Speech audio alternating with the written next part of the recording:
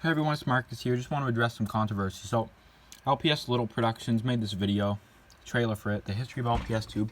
So she's working on a video right now, and funny enough, that's what this video is.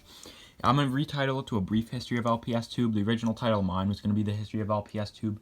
I've been planning this video for a while. You see my notes here from February. I was just stalling on the filming, but out of respect to her, I'm not going to copy the title.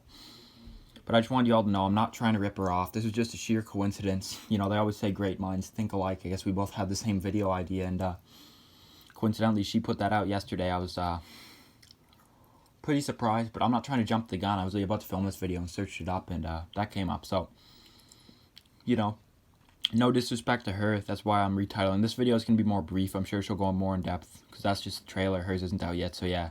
Hers will probably cover some other different things as well, so make sure to check out both videos to hear both sides. Anyways, let's get in the video. Now, with all that being addressed, that big coincidence, we're going to go over a brief history of LPSTube today, folks. As always, my name is LPSMarcus. Welcome to the video. Subscribe if you haven't, like the video if you haven't, and we're going to get into it here. Starting off, while the term LPSTube wasn't adopted quite yet, LPSTube really started around 2007. There were many historic uploads at this time, with the first historic LPSTube video being notable, which was called The Dance by Jay Gorst. This video is more of a stop motion video, featured LPS dancing and kind of stop motion thing, but this garnered attention from lots of other kids who thought, you know what, I want to do YouTube videos with LPS too, and this video is kind of significant because it kind of marked the phenomenon that became LPSTube.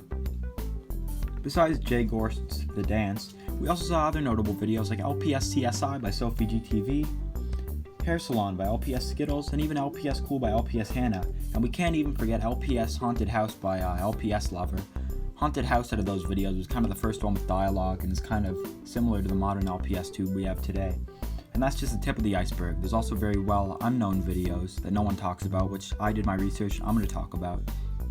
When I said that was just the tip of the iceberg, boy, I meant it. There were many relatively unknown LPS tubers at the time, like Mo0723, Always in Excess, Gen 3242500, or Gen 324,2500, and AK Cafe 1. So these are some of the first LPS tubers. They uploaded around 2007. Their videos aren't up anymore. I found them on the Wayback Machine, but they're all quite relatively unknown. They had videos like LPS Revenge, LPS Does Barbie Girl, which was by AK Cafe, LPS Glamorous, that was Gen 3242500's video, LPS Funny Haunted Mansion by Always in Excess, and LPS Nice Day from Mo0723. Unfortunately, all those videos aren't viewable on the Wayback Machine. I copied their links into today's YouTube, and the videos are unavailable. Some of the channels are still up, but they're completely rebranded, but they didn't really have LPS in the name back then, so even people weren't putting that in the name, you know. It wasn't really LPSTube today where you had it in the name. It was more of just a thing you uploaded, and that's kind of how it was back in the day, except for, as I said, the people I mentioned like LPS Skittles, who did adopt that to their name. But even when some of them joined, they didn't have that right away in their name, but they adopted it, and it was kind of a symbol of LPSTube, which obviously today it is, those 3 letters in the channel, and you know you're finding an LPSTuber. That's all I really have for early history of LPSTube, you know. 2008 to 2010, even not just LPSTube, but historically on YouTube, those were relatively unknown times unless you were a bigger channel. And LPSTube obviously was not very big at all at that time. So, 2008 to 2010, unknown, started to gain a little bit of traction, but then we hit 2010. Oh boy, 2010, and even 2011 for this matter. Those were the 2 years where LPSTube really started to take off. So 2010 saw Sophie GTV's LPS Popular release, which, look at that today, look at all the views, that is just historic. It's the show of people's childhood, so people were watching that back then, and it was such an influential series, and such an influential, you know, you see all these high school series today, it was just historically so influential on LPSTube like no other series has been. Besides Popular, you know, we saw LPS Skittles blow up, we saw Eliza Evans, Pet Lover, LPS Hannah's channel take off, and a lot of those are kind of the first wave of big LPS tubers, first wave of rising LPS tubers. We also can't forget Go Green Girl. She was another big LPS tuber who joined around that time, and, you know, even looking back, she has over 6 figures of subscriber count on her channel, so another big LPS tuber from that time that we obviously don't want to forget mentioning. When the rise continued around 2012 to 2013, we saw other LPS tubers like LPS Ace join. Ace once again was very influential and was known for her series Experiment 42. In the following year, 2013, we also saw Awesome Possum Productions channel start to rise. Overall, in terms of big LPS tubers and rising LPS tubers, 2013 was probably one of the most culturally significant years for LPS tube. Other LPS tubers like Brown Bee TV, well, she joined in 2011. 2013, 2014, 2015, those years was kind of when she kind of took off. Littlest blew up around 2014, so 2013 was kind of a big year for LPS tubers starting out, and 2014 was when a lot of them took off. As I said, this history is very brief, so I'm sorry if I skip over any big names, but I'm trying not to. I have my jot notes here, so if I forget anything significant, I'm looking at my papers now. I'm trying not to, so hopefully I don't. But I think I'm pretty good. I'm pretty good on the history, so should be fine.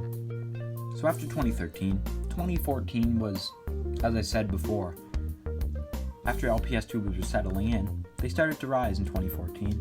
That's when Brown Bee TV kind of rose. She was not the only one though. As I said, LPS Emily blew up around that time. 2014 was just a big year. You know, Puppy Lover 863, she did her first LPS Tube Day Awards that year. She still was notable before then, but all these LPS tubers who we talk about today who are still relevant, even Giraffe Girl 12345, I mean, she joined in the pretty early days, but she is still so relevant today. This is crazy. After 2014, which was quite a big year for LPS Tube, we get to what was arguably the peak in most people's opinions, 2015, which the year I also joined, funny enough. And to be honest with you, 2015 didn't feel like a special time when I joined. It just felt like a regular day in LPS Tube. I didn't realize I was in such a historically significant time, and I should have embraced it more. I should have uploaded more, you know. I kind of regret that, because if I uploaded around 2015 when everything was taking off, you know, when it was peaking, I feel like I would be bigger than I currently am. Which maybe I wouldn't be, you know. I'm still, you know, I'm a relatively small LPS tuber, but if I took advantage of the peak, who knows where I'd be. 2015 saw many LPS tubers like LPS Tori and Terry uploading consistently. The both of them, I was going to say they, because they're both two girls, but you know, the both of them, they were uploading a lot. They were pretty big, pretty relevant at that time. A lot of you might not have heard of them. They had a series that was going to come out called LPS Alive. There was a trailer for it. They never made any episodes. I remember watching that trailer a bunch on YouTube, and I was so hyped for it. That was summer of 2015. Possum TV was also quite relevant around that time. She joined then, and she is, you know, I can't describe enough. She's one of the big faces of LPS Tube today, and she's shaped it to be the way it is today, along with the other people. You know, everyone has their part, and she's done a big part, and she's such a historic person for LPS Tube. And she blew up around the peak, and as I said, one of the faces today, and one of what I consider to be the second generation of rising LPS tubers in our community. Now we get 2016. 2016, once again, another second generation rising LPS tuber joined. We saw LPS Honey join the LPS Tube community. She instantaneously blew up, and she has been relevant since. She's still quite relevant today, quite prominent. One of the faces today, which, you know, that's a good thing about LPS Tube. Even when the older faces quit, we have new faces coming in. Just like sports, you know, it's a revolving cycle, which is great to see, and it keeps us alive on LPS Tube, along with the pop culture transcensions with all these pop culture parodies we do, which we still see those today. So yeah, Honey joined. She still uploads today. She's still quite relevant. I always see her on my search page. And along with her, Awesome Possum, you know, they're kind of two big faces. Along with, you can't go without mentioning Alice LPS. You know, she was still big around that time when I joined, but she's a big face today, and she's another one I consider to be part of that second generation. So shout out to her as well. You know, it's hard lining all the history up, you know, when it's so brief, but the three of them are kind of the big faces today, and they all blew up around that peak area, 2014, 15, 16, around that area. 2017 hasn't really seen any LPS tubers take off with six figures like we saw. LPS Honey was kind of the last big, giant, you know, face of the LPS tuber community, although we do see smaller ones blowing up with over 10,000 subscribers, so there still are LPS tubers gaining notoriety, just not like they were pre-2017, because there's only so many big faces, you know, but there's still small LPS tubers like me who are still gaining subs, still prominent. a light pause. I know she's pretty good, you know. I don't have a whole list of names written down, but there's some videos that they're talking about them that would be better to watch than this one if you want to learn about the new rising LPS tubers, because I'm talking about the historic significance, not really the rise today, but we're still seeing people come and go, we're still seeing people rise, so it's good to see. It's not like we did before the peak 2015, 2016 era. So after this, you know, we get over to 2019. You know, still great videos going on in 2017, 2018. Those were good years, but 2019 was really when something shocking happened. And when I say something shocking, I'm talking about COPPA. YouTube implemented new laws for children's online safety, aka COPPA. I already made a video ranting on it.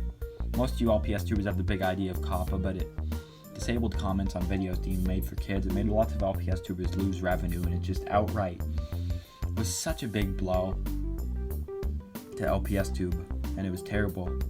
And we're still suffering from it today, but we're still alive, obviously. We're not dead if we're still here, so COPPA won't kill us, you know. LPS tube forever.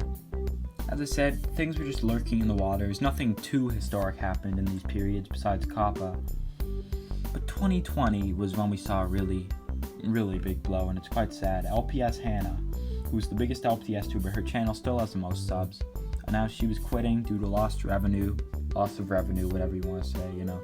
She was losing money because of COPPA. So not only was COPPA a big blow, but it was causing big LPS tubers to quit. Sophie GTV also recently announced, I have a different video on that LPS wouldn't be her main focus, but she wasn't quitting, but you know, it's confusing times, so. COPPA caused so many people to quit. LPS Skittles has since quit as well. She never made a personal formal video, but she did announce on Instagram she updated her bio, so for the voice crack, you know, just such a big blow, and I get emotional talking about it even. It was just such a scary time for LPS tube, for LPS tubers. We didn't know what it was going to look like, what the future was going to look like, and we're still standing today, so that's what's important. We're all still brothers and sisters. We're like a family, and I appreciate this LPS tube family, I really do. You know, it's brought me closer to a lot of people online. It's been great, and I'm just so grateful for all of you. So yeah, that's been pretty much a brief history of LPS tube. I know I didn't go too in depth, but I just wanted to touch over some things because I've had this video idea, which, as I said, got the notes. You can't really see the date, February 17th. So I've had that video idea even before the notes. It was lurking in my head start of February. It's been in my head for a while. So before y'all go comment, oh, you ripped off LPS Little Productions, I would like to address that one more time. Great minds think alike, alright? I didn't know she was coming out with that video. I haven't really talked to her before. That's a sheer coincidence, and it's such a crazy coincidence with two LPS tubers when that happens. But I do hope you all enjoyed. Brief history. Just wanted to go over some things, but have a good one as always, guys, and peace out. I'll see you in the next video. Subscribe if you haven't, and peace.